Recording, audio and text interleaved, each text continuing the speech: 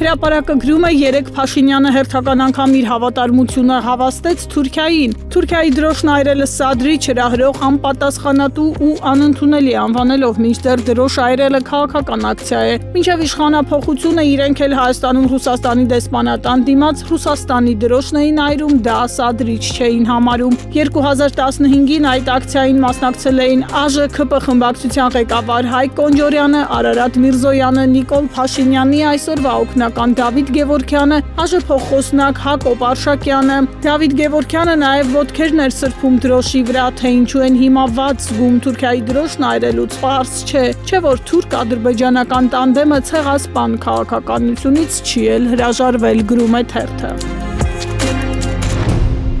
Ժողովուրդը գրում է ազգային ժողովի կողմից կատարված գնումները իրենց բարձրարժեքությամբ մշտապես են առանձնանում։ Գրեթե ամեն ինչ ԱԺ-ն մեկ անձից գնման ընթացակարգով է կատարում կամ նույնիսկ մրցութային կարգով կնքված պայմանագրերով մի քանի անգամ շուկայականից թանկ է գնում։ Թերթի ձեռքի տակ հունվարի 22-ից 25-ը Հյուսիսային Եվրոպայի եւ Բալթյան երկրների խորհրդարանների բարձր ներկայացուցիչների ընդունելության կազմակերպման փաստաթղթերն են։ 3 օրվա համար ԱԺ-ն ծախսել $223,000, 87 միլիոն 798 հազար դրամ է տվել Chapter SP-ին։ Պայմանագրում թերթը կարդում է պատվիրակության այցով պայմանավորված Երևանի Պարոնյան փողոցում 8 դրոշ տեղադրելու համար ԱԺ-ն այդ ընկերությանը վճարել է 2 միլիոն 95 հազար դրամ, ամեն դրոշի համար 261,000 դրամ։ Մինչդեռ List.am կայքում թերթը տեսել է, որ ամենաթանկարժեք դրոշը պատվանդանով վաճառվել է ընդամենը 30,000 դրամով, թե ինչու է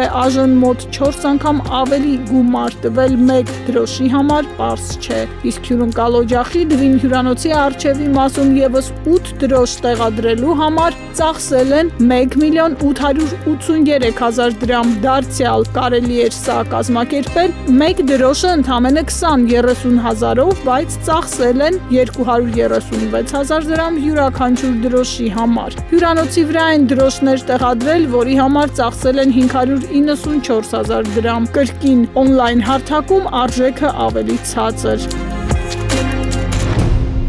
Հրապարակն էլ գրում է Նիկոլ Փաշինյանի կնոջ Աննա Հակոբյանի ակտիվությունը շատերին են նյարդայնացնում, անգամ պետական պաշտոնյաներին։ Ոստիկանության բարձրաստիճաններից մեկը մտերիմներին բողոքել է, թե մեզնից պահանջում են կնոջը նույն պատվին արժանացնել, նույնպես դիմավորել, ճանապարհել, ինչպես ամուսնուն։ Ասել է, որ հատկապես մարզային այցերի ժամանակ ամբողջ մարզը ոտքի են հանում, օրեր առաջ աշխատանքներ տանում, բոլոր կառույցներին համար մեկ են հայտարարում, որ վարչապետական այցի արարողակարգով ընդունեն ու նա դժգոհ չմնա, իսկ տիկինն անչափ ակտիվացել է, չկա օր, որ մի կառույց ու համայնք չայցելի։ Այսօր էլ նրան սպասում են Շիրակի մարզում, այցելելու է Գյումրի, մասնակցելու իր օգնական Վարդուհի Մանուկյանի որդու, Արցախյան 44-օրյա պատերազմում զոհված Ռաֆո Սահակյանի ծննդյան օրվան նվիրված միջոցառմանը, որը նախատեսված է Գյումրու ժողգործիքների պետական նվագախմբի շենքում։ Հրապարակը գրում է արդարադատության նախարար Սրբուհի Գալյանն ապրիլի 7-ից 11-ը գործուղվելու է ԱՄՆ, այցի նպատակը գործընկերություն հանուն կոռուպցիայի դեմ պայքարի համաժողովի մասնակցելն է։ Սակայն նա դեսպան Մակունցի ջանքերով փորձել է ԱՄՆ-ի բարձրաստիճան կաբինետներում հանդիպումներ ունենալ, ԱՄՆ-ի դեմոկրատական իշխանությունների հետ սերտ աշխատած, ընտրություններում Քամալա Հարիսին պաշտպանած եւ Թրամփի ընտրվելուց հետո անհեթեթ վիճակում հայտնված իշխանությունը փորձում է իր սխալները շտկել, սակայն բոլոր ջանքերն անհաջողության են մատնվում։ Այդպես էլ ձախողվել է Գալյանի այցը քառօրյա ուղևորության ընթացքում միակ բանը, որ նա կարողացել է անել, ԱՄՆ-ի պետքարտուղարությունում ապրիլի 9-ին հանդիպում է ունեցել Եվրոպայի ու Եվրասիայի հարցերի գրասենյակի ղեկավար ավագ խորհրդատու Լուի Բոնոյի հետ, որը Մինսկի խմբի նախկին համանախագահն էր։ Ուշագրավ է, որ մինչև այս պահը ոչ հանդիպման մասին, ոչ ընդհանրապես նախարարի ԱՄՆ այցի վերաբերյալ հաղորդագրություն չկա։ Հավանաբար այնքան է նեղվել ցածր մակարդակի հանդիպման փաստից, որ գերադասել է լռել։ Թերթը հիշեցնում է փետրվարի 3-ին Փաշինյաններ քառօրյա այցով մեկնել ԱՄՆ, որի ընթացքում կարողացել էր միայն լուսանկարվել ԱՄՆ-ի փոխնախագահ Վենսի հետ։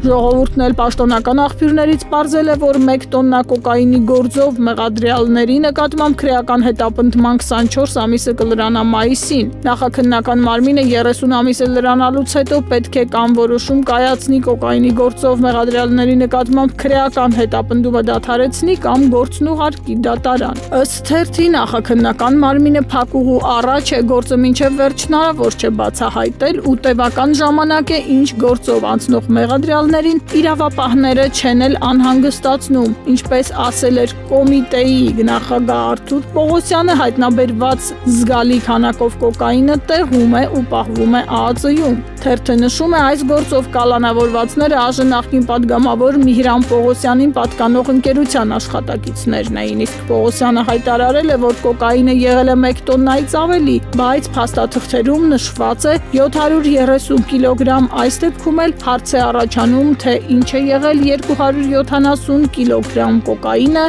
ինչպես է անհետացել, այս մասին որևէ տեղ նշված չէ։